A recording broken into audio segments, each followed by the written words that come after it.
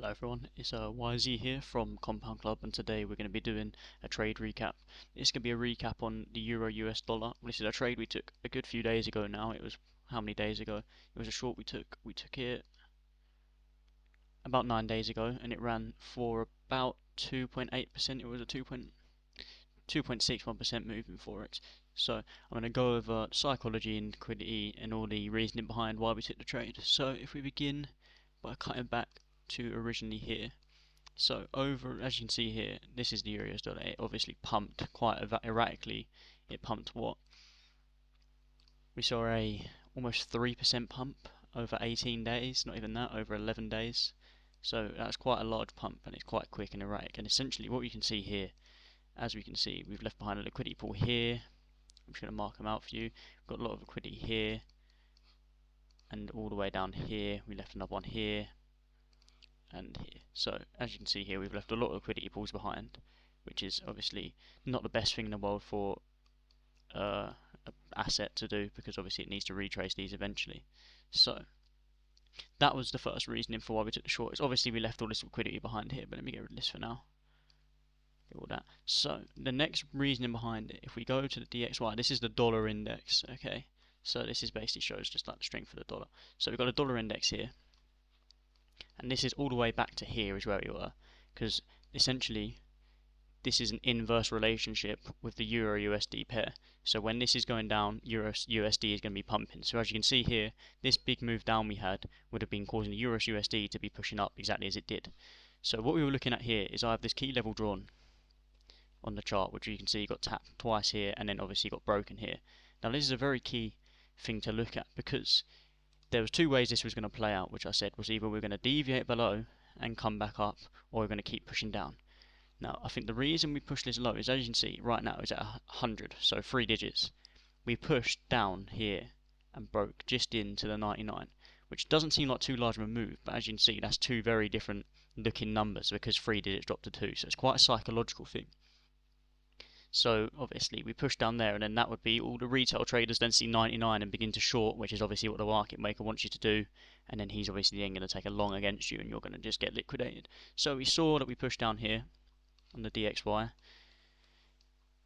Yeah, so there we were here is when we were looking at more taking a trade. So essentially we saw here we had the deviation, and I presumed it was going to be a deviation rather than a us to continue dropping, especially with all the news that we had coming out. So what our thoughts were was we were going to come back into range. So to agree with this, we had like a W pattern here, which obviously shows that we're going to have some bullish movement. It's not like a foolproof thing, but we've got some bullish movement. So this was a lot of a telltale sign that we were going to be pushing back above 100 DXY. Deviation below the range to scare all the retail traders into taking shorts, and then pushing back above to take longs, which is exactly what happened. So we were about here when we took the trade on Euro USD, and then obviously we had bullish price action. We filled this box, this gap here, which I said would happen. So we pushed up, which also obviously due to an inverse relationship with the other pair, this was then causing Euro USD to dump, because now the euro is becoming weaker against the dollar as the dollars become stronger again. So let's head back to Euro USD. Euro USD. Here we go back to the thing. So here it was. So at that point we could see DXY, not WXY. It's not fucking Elliott wave, is it? So we were seeing the DXY was deviating below the range. So this was playing out just how it was. And what we saw was two large wicks like that. Now normally, to me, this is telling me this is showing some sort of trend exhaustion. It's trying to push to these levels, but it's not really managing to break. It's kind of come up here, come up here. They're trying to move it up, which is retail trying to move it up, but they're unable to, which means it's looking like it wanted to go lower. Oh, okay, fucking hell.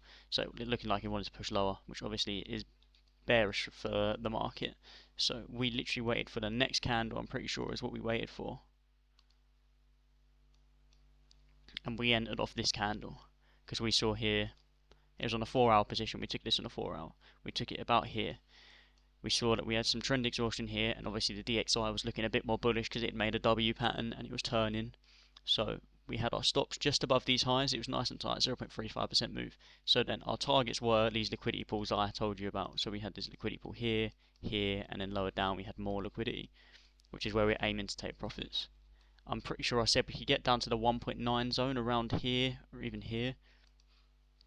So that's the reason behind it. And then we obviously opened the trade, set our targets, and then let it run. And it ran for a few days. And it's finally just hit TP, or our final TPs at least. Because, so if we let it play out, let me just turn up the speed. There you go, so it played out. It moved quite erratically down as DXY pumped. Then we had that huge dump. This is where we had FOMC data, I'm pretty sure, where we had the huge dump. Because we had loads of data, and then that was when it. But then obviously we had the retrace in the DXY, which you'll see happened here.